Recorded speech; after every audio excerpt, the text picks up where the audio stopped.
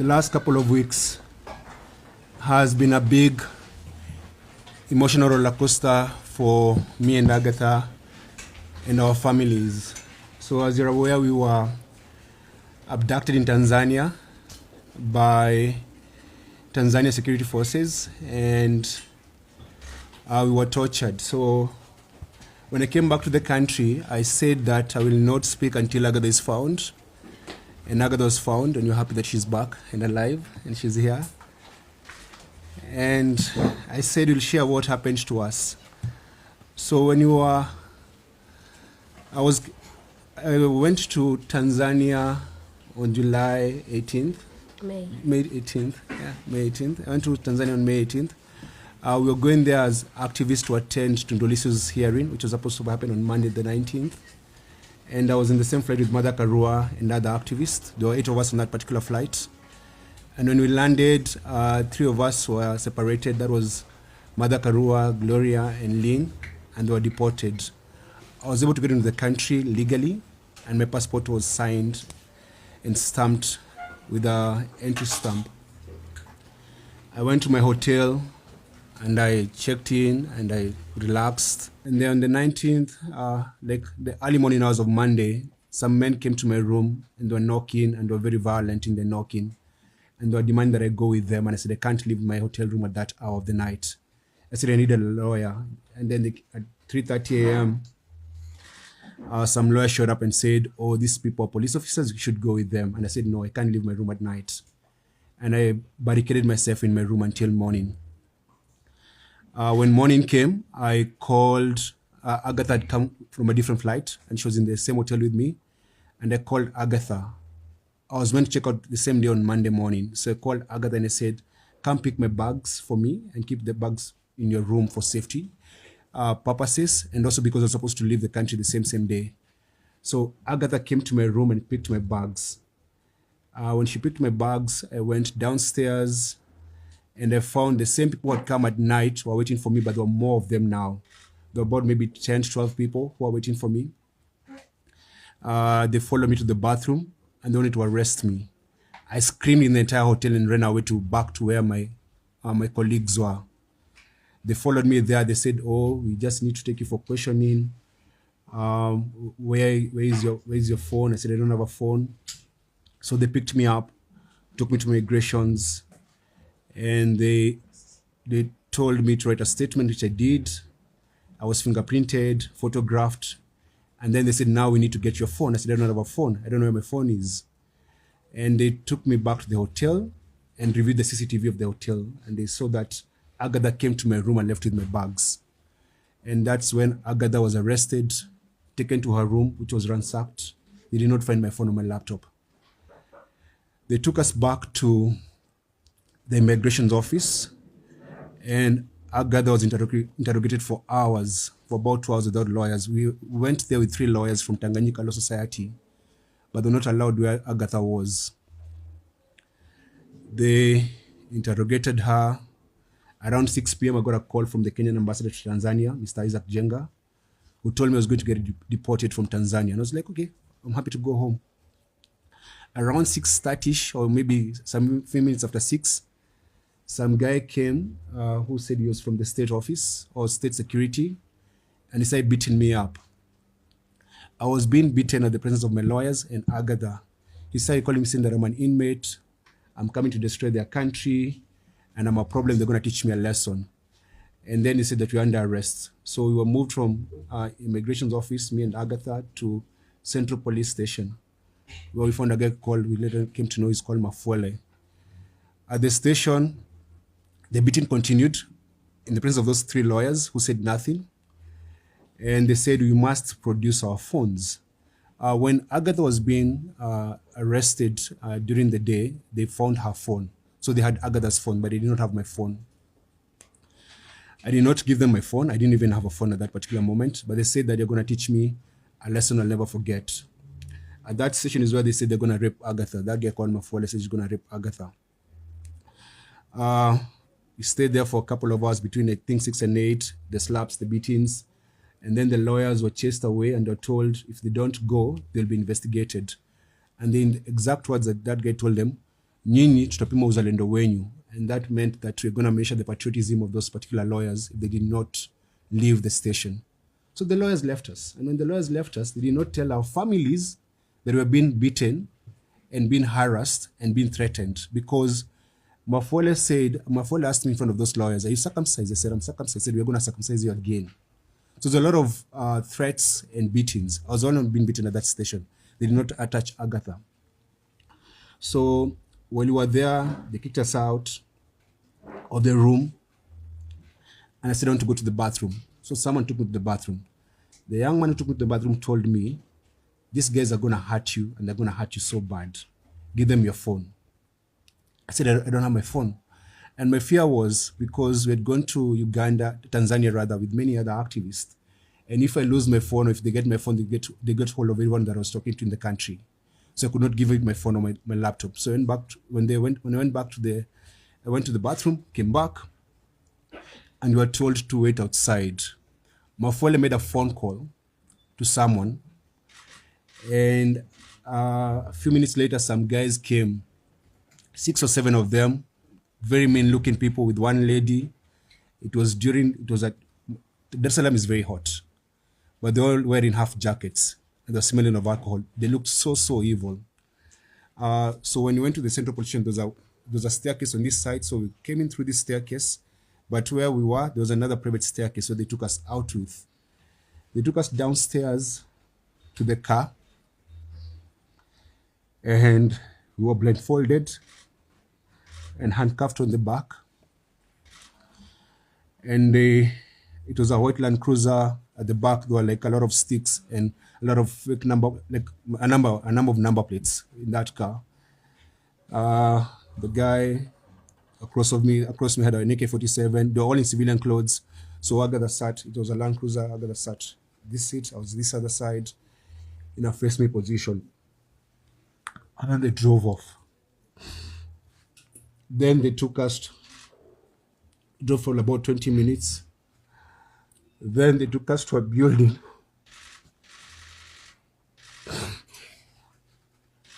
To this place where they went to torture us. When you go there, they told me to get off the car. I came out, and then they banged the door on my face. I had a mark here. I don't know if it's still there.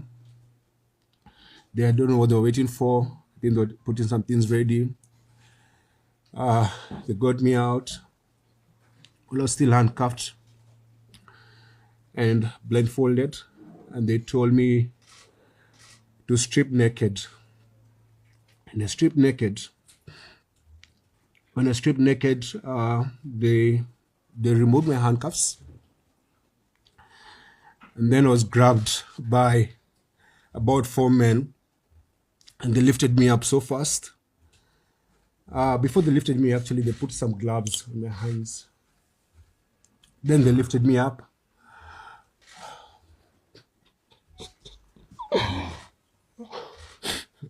They lifted me up and tied me upside down. There's a photo I saw online about what they did to us. It's in my bag. You can distribute when I'm done talking.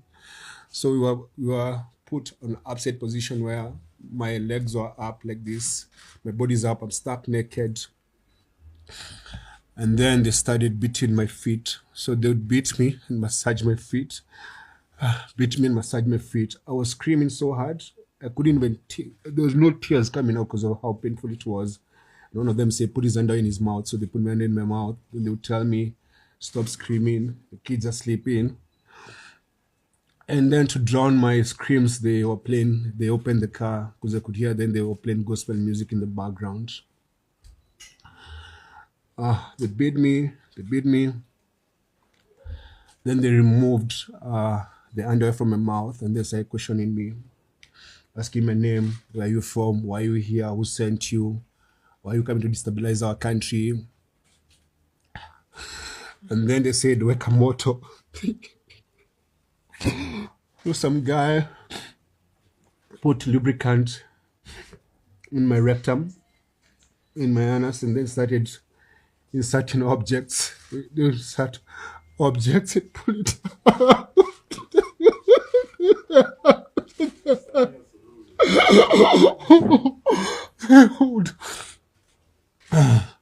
They would, okay.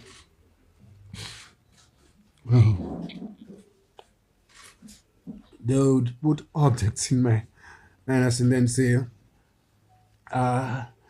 you're feeling nice, say you're feeling good. Then you say Asante Samia, Asante Samia. So I say Asante to their president. Then they'll push hard and then it out again. They did that. See, I started bleeding. And they dropped me. Then I'm still blindfolded. They took me to a wall. And then told me to face the wall and then squat. Then a man came and was putting his fingers in my anus and then saying that, say you're feeling nice, say you're feeling good, say Asante Samia. Then they would do that.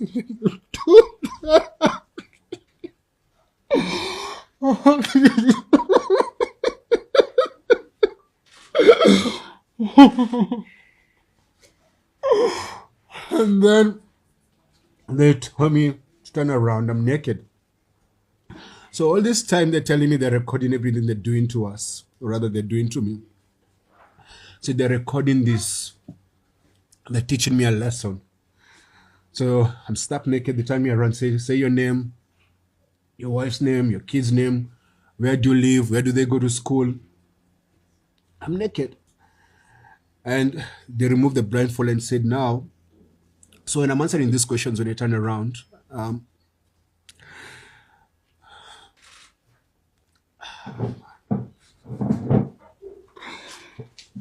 when I'm answering these questions, they are just threatening me. So like when they're abusing me, they're saying I should feel good and say thank their president for doing that to me, like Sema Sande Sana, Sande Sana.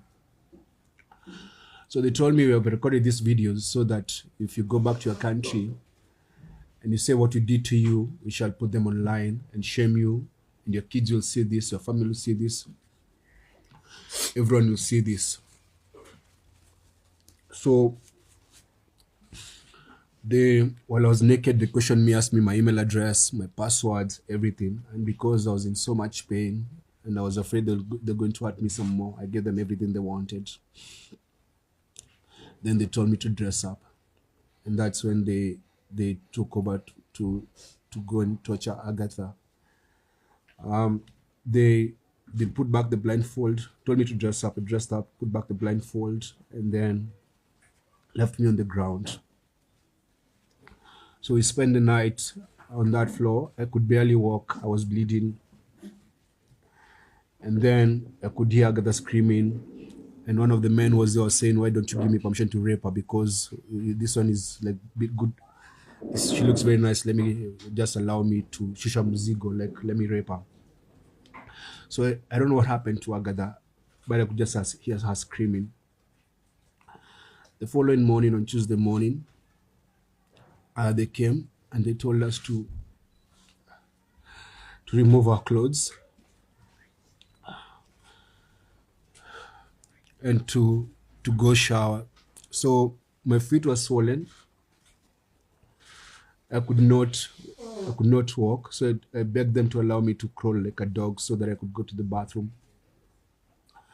I crawled like a dog to where the bathroom was. That's when they removed my handcuffs. So when I was stripped naked, I still had the handcuffs. That's when they removed the handcuffs and told me to take a shower. I was still bleeding. My stool had blood. And there's a man with an AK-47 standing there, like wearing civilian clothes. After that, they gave me fresh change of clothes. They were just insulting me, and took me to another white Land Cruiser, still blindfolded, and they took me away. And that's the last time I saw Agatha until now when she came to Kenya. So that was on Tuesday morning. And then we drove and we drove and we drove and we drove for hours and hours until it got dark. I told them I wanted to use the bathroom. They said you can't leave the car. So they gave me a bottle to pee. I was still blindfolded and handcuffed. Then eventually at night, I don't know where we ended up to, they took me to a room where they they left me there. They gave me like a soda and a loaf of bread. That was on Tuesday night. So I slept there. I could hear, it was like a coastal place because I could hear the call for prayers, and there was like a warmth and a lot of mosquitoes. Spend the night there. They just come, insult me or kick me and go. Come, insult me, kick me and go. And then on Wednesday morning, they gave me they gave me a cup of tea and an andazi. Then that Wednesday during the afternoon, their tone changed. They said, now we're gonna let you go, but we're gonna let you go with a very on your kali, which means like a stern warning that if you leave this country, you should never come back or we'll kill you. If you go to your country and say what we did to you, we'll find you and we'll kill you. And you should never come back. So they said, do you want to eat? I said, I don't, for they didn't have an appetite. The other thing is that because every time I wanted to go to the bathroom, they'd actually go there and stand by me like they're inspecting my stool. So I didn't have any privacy. And the only time the handcuff came up is when I went to the bathroom. But the blindfold never came out. So that afternoon, they gave me a painkiller. Then on Wednesday evening, they told me, now you have to learn how to walk, because I could barely walk. So they told me to remove. I was wearing open shoes. Remove open shoes. Took me outside. 4 officers surrounded me. They're all in civilian clothes. They stood there. Removed the blindfold. Said, now you have to walk, and make sure you try and step your feet on the ground. Step your feet. Said, we're gonna let you go, but don't ever come back in this country. So they taught me how to try and walk. They made me walk for like half an hour. I said, that's enough. And then the following morning, on Thursday morning, they woke me up so early, maybe around 4:35 a.m. They put my things in the car, put me in the car, and then drove for like an hour, stopped briefly, and then when they stopped briefly, they spoke outside, then drove again, then stopped again, then told me, you're going to drop whatever you're going to drop. You don't open your eyes, don't turn back, don't look at us until you leave. So they told me, lala chini. They kicked me out, slept there on the floor, on the side of the road. And then when I opened my eyes, there was a boda boda guy waiting for me. I think they'd already done a deal with the boda boda guy. That boda boda guy drove me to the border, which land was the Horo border, the Tanzania-Kenya border. When they released me, they gave me 20,000 Tanzanian shillings and 400 Kenya shillings. They said, that's your transport. And so at the border, I got someone who helped me push my bag, and I gave them the money, the 20,000 Tanzanian shillings. And then he helped me cross over. Then I used the money to take a border and call my wife. When we went to Tanzania, we went there as friends of Tundu Lissu and friends of Tanzanians. I'm an East African, I have an East African passport, and I'm allowed to travel freely within the region, because that's the deal we are. Like we're a regional bloc. I did not go to that country legally, and I did not commit a crime. And that's why they did not take me to any court. So I was able to come back to this country. But when I came back, and when I go to the airport here in Nairobi, I asked the Ministry of Foreign Affairs, and which is the same thing that I'm asking today. I said I was going to the hospital, and I wanted my medical report to be public of what they did to us. And I'm going to share the medical report today, and it's going to be circulated, because I'd like the world to know of the very heinous things they did to us, to break us. And they did that to silence us and to put fear on us. And it's something that we learned, that most Tanzanian activists go through similar things. They arrest you, and they take you through sexual torture and tell you if you speak, you're going to humiliate you to your family and all that. And it's what they did to us is it breaks me. I'm not the same, but I know I'm gonna heal.